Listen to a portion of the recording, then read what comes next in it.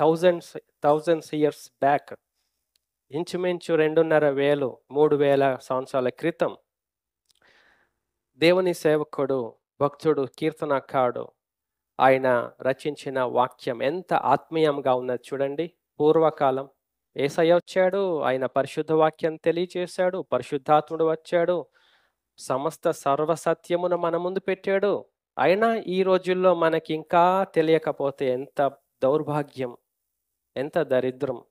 కీర్తనకారుడు అంటున్నాడు, వేల కొలది వెండి బంగార నాణెముల కంటే, లెక్క పెట్టలేనన్ని వెండి బంగారము నాణెముల కంటే నీవిచ్చిన ధర్మశాస్త్రము నాకు మేలు అంటున్నాడు కీర్తనకారుడు. మనమేమో ఉల్టా, నీవిచ్చిన ధర్మశాస్త్రము నాకు వేల కొలది వెండి బంగారాలు ఇస్తుంది ప్రభువా. మన భక్తి పెరుగుతూ ఉంటుంది. ఎంతకాలం అండి మన ఈ జీవితాలు, ఎంతకాలం ఇలాంటి మాయలో పడి ఎంతకాలం బతుకుతాం? చివరికి మోసపోతాం. సమయము చాలా కొద్దిగా ఉంటుంది, ఎంత ఉంటుందో తెలియదు మనకి. అది వచ్చిన సమస్య. మనకు తెలియదు, మనకు టైం ఎంతనో తెలియదు. 20 సంవత్సరాల, 20 దినాల, 20 గంటల, ఈరోజే లాస్టా మనకి తెలియదు. అందుకే వచ్చిన సమస్య. తెలియదు కాబట్టి మనం ఎప్పుడు సిద్ధంగా ఉండాలి. అలా సిద్ధంగా ఉంటే అది నిజమైన స్థితి. ఆ నిజమైన స్థితి పరలోక వాసులకు కావాలి అని ప్రభు యొక్క ఆశ. కాబట్టి ప్రభునందు మనం ఎప్పుడు మెలకువగా ఉండి నిజంగా ఉంటే ఎప్పుడైతే అప్పుడు, ఎప్పుడు చేస్తే అప్పుడు మంచిగా వెళ్ళిపోతాం. ఇక్కడ ఉన్నంతకాలం ఆయన బిడ్డలుగా ఉంటాం. అదే కదా ప్రభు మనకిచ్చిన శ్రేష్టమైన గ్రేట్ ప్రివిలేజ్. అది మనం కాపాడుకుందాం.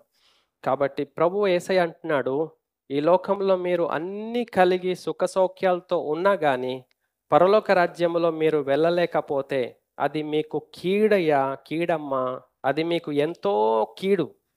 కాబట్టి మీరు ఈ లోకంలో ఏమీ లేకపోయినా, ఆరోగ్యం లేకపోయినా, దరిద్రులుగా ఉన్నా, దిక్కుమాల స్థితిలో ఉన్నా, ఏమీ లేకపోయినా మీరు ఆత్మీయంగా జీవించి ఉంటే, మీరు పరలోక రాజ్యానికి సిద్ధంగా ఉంటే అది మీకు ఎంతో మేలు అని యేసయ్య అంటున్నాడు. యేసయ్యనే చెప్పాడు ఆ మేలు. ఈ అయ్యగారులు, దైవజనులు, పాస్టర్లు చెప్పలేదు. ఇది కూడా మీకు చెప్తున్నాను, మోసపోతారేమో చూసుకోండి. యేసుక్రీస్తు ప్రభు మాత్రమే చెప్పాడు. అయ్యగారులు, పాస్టర్లు చెప్పలేదు. యేసయ్య అంటున్నాడు. మనం ఆరాధించేది ఆయన్నే, కానీ మనకు ఆయన మాటలే అవసరం లేదు. మన రక్షణకు ఆధారం ఆయనే, మన పరలోక రాజ్యంలో ఆహ్వానించేది ఆయనే, ఈ లోకంలో మనకు స్వస్థత ఇచ్చేది ఆయనే. మన కాలగతులన్నీ ఆయన వశంలో ఉన్నాయి, కానీ మనం ఆయన మాటనే వినట్లేదు, ఆయన మాటనే లెక్క చేయట్లేదు. ఎందుకంటే ఆయన మనకు కనిపించడు. అదే విశ్వాసం అంటే. అదృశ్యమైన ఆయనను మనం చూడగలగాలి. ఆ విశ్వాసం వెలిచూపు వలన కాదు, మనం ఆత్మీయ నేత్రాలతోటి ప్రభుని చూడాలండి.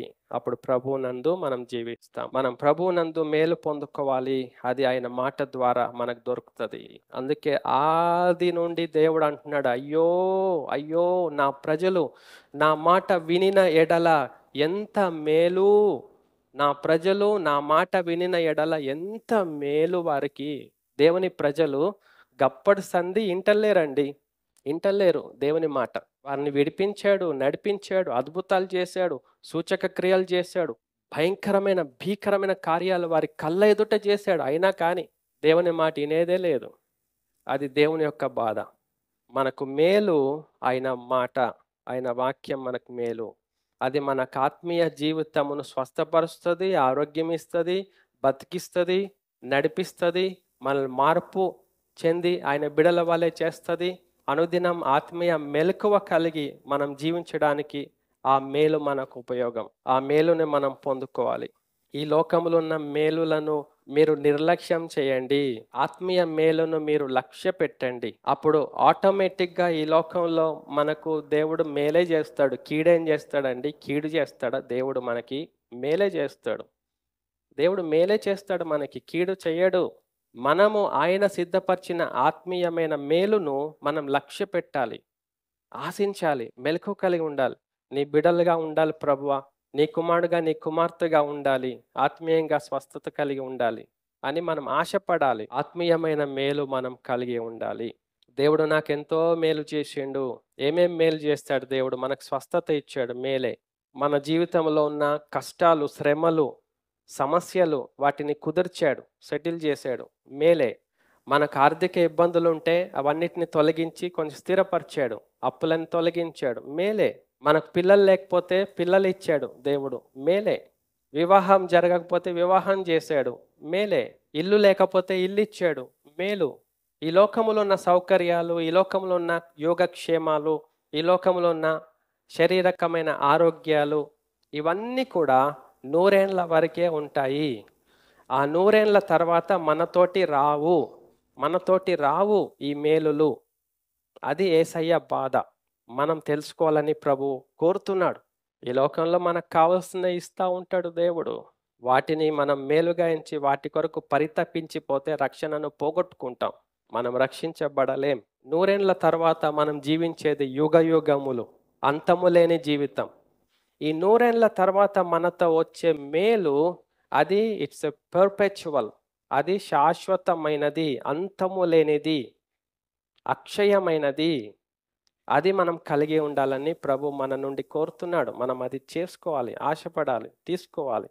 ఆ మేలు ఆత్మీయ స్వస్థత, ఆత్మీయ ఆరోగ్యం, మారు మనసు కలిగి ఎప్పటికప్పుడు దేవునికి అప్పగించుకోవటం, మన రాతి గుండెను తొలగించుకొని మాంసపు గుండెను కలిగి ప్రభు మాట వినగానే స్పందించటం, మార్పు చెందటం, ఆయనకు అనుకూలంగా మన హృదయాన్ని తిప్పుకోవటం, అనుదినము మెలకువ కలిగి భయముతో ప్రభు వైపు చూస్తూ బతకటం, ఆత్మీయ మేలు. ఈ లోకంలో అన్ని జరుగుతూ ఉంటాయి, దేవుడు అన్ని ఇస్తూ ఉంటాడు, మేలు చేస్తూనే ఉంటాడు, స్వస్థపరుస్తాడు, అన్నీ ఇస్తాడు. ఎందుకు ఇయ్యడండి? కానీ ఆయన సిద్ధపరిచింది మన ఆత్మకు, మనస్సుకు సంబంధించింది మనం నిర్లక్ష్యం చేస్తే అది చాలా భయంకరమైన స్థితి. ఇంకా ఏమి చేసుకోలేం. అయ్యో అయ్యో అని పండ్లు కొరుకుతూ ఏడుస్తూ ఉంటాం అంతే. అది యేసయ్య మనకు చెప్పాడు. మనం నమ్మితే రక్షణ పొందుతామండి, నమ్మకపోతే మనం డిలే చేస్తాం, అది మనకు నాశనం అవుతుంది. మనం మోసపోకూడదు. ప్రభు వైపు చూచి రక్షణ పొందుదాము. ఆయన మనపై దృష్టి ఉంచాడు. ఆయన దేవుడండి, మనిషి కాదు. ఆయన సృష్టికర్త, చాలా మహోన్నతుడు ఆయన.